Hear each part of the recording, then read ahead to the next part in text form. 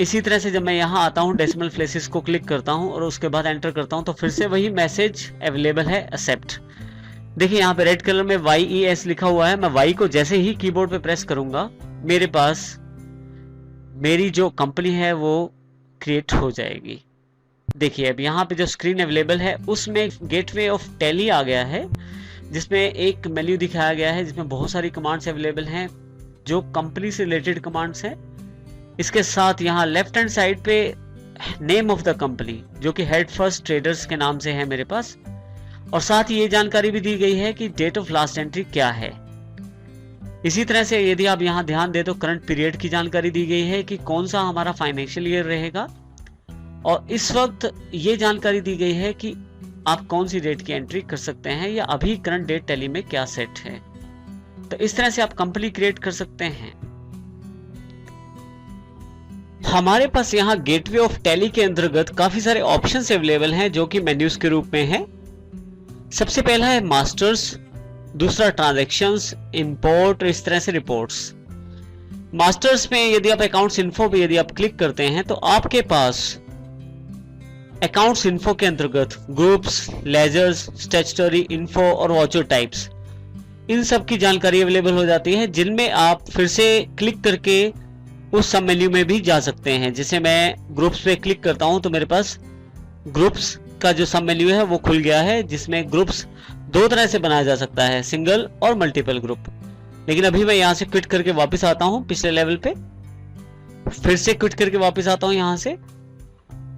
इसी तरह से ट्रांजैक्शन के अंतर्गत अकाउंटिंग वाउचर से रिलेटेड इंफॉर्मेशन अवेलेबल है। यदि आप यहां क्लिक करें तो देखिए अकाउंटिंग वाउचर क्रिएशन स्क्रीन खुल जाती है, जिसमें यहां पे बटन टूल बार बदल जाते हैं।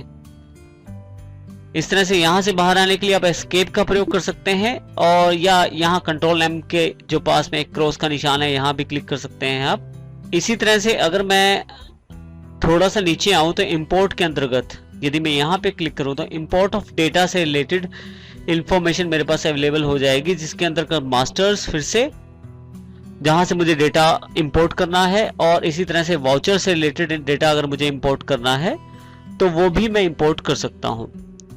जो लास्ट सेक्शन इसमें है वो रिपोर्ट्स के रूप में है। जैसे हमने पहले भी जानकारी ली थी, balance sheet, profit and loss, ratio analysis, ऐसी रिपोर्ट्स आप डायरेक्ट रिपोर्ट सेगमेंट से प्राप्त कर सकते हैं। तो इस तरह से गेटवे ऑफ टैली के अंतर्गत काफी सारी जानकारी है जो मेन्यूज और सब मेन्यूज में एकत्रित की गई है। आप यदि यहाँ राइट हैंड साइड पे देखें तो आपके पास एक बटन टूल बार अवेलेबल है।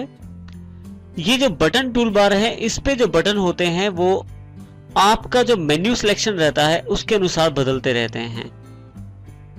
अभी यदि आप ध्यान दें तो यहाँ पे जो मेन्यूज अवेलेबल हैं, सबसे पहले F1, उसके पश्चात फिर से F1 लिखा हुआ है लेकिन वो अंडरलाइन है। अब जो F1 डायरेक्ट लिखा है उसके लिए आप कीबोर्ड पर डायरेक्ट F1 शॉर्टकट का प्रयोग कर सकते हैं, और जिसके नीचे अंडरलाइन है उसके साथ आप ALT यानी कि अल्टर बटन का प्रयोग भी कर सकते हैं।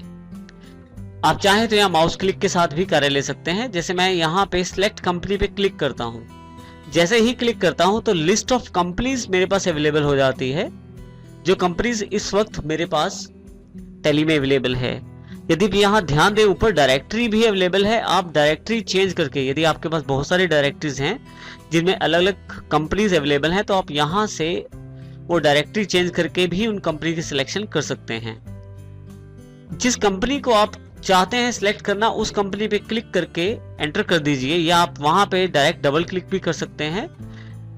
जैसे ही आप क्लिक करते हैं आपके पास फिर से यहाँ पे लिस्ट ऑफ सिलेक्टेड कंपनीज में हेड फर्स्ट ट्रेडर्स अवेलेबल हो जाता है। आप चाहें तो जो कंपनी आपके पास सिलेक्टेड आप उसे शट भी कर सकते हैं। आप इसके लिए शट कंपनी का प्रयोग करें। जैसे मैं इस पे क्लिक करता हूं, देखिए यहां से लिस्ट ऑफ सिलेक्टेड कंपनी से हेड फर्स्ट कंपनी का नाम हट गया है, और यहाँ पे मेन्यू भी हमारे पास जो गेटवे ऑफ टैली है उसमें बदल गया है। इसमें कंपनी इन्फो से रिलेटेड मेन्यू मेरे पास अवेलेबल है। यहां से फिर से मैं सिलेक्ट कर सकता हूं कंपनी। मैं यहां से दूसरी कंपनी बना भी सकता हूं, एक नई कंपनी मैं यहां से बना सकता हूं, और इसी के साथ यहां से बैकअप और रिस्टोर जैसे महत्वपूर्ण ऑप्शंस का प्रयोग भी किया जा सकता है। यहां मैं सिलेक्ट कंपनी पे क्लिक करता हूं, फिर से हेड फर्स्ट ट्रेडर पे डबल क्लिक कर देता हूं तो मेरे पास ये कंपनी अवेलेबल हो जाती है।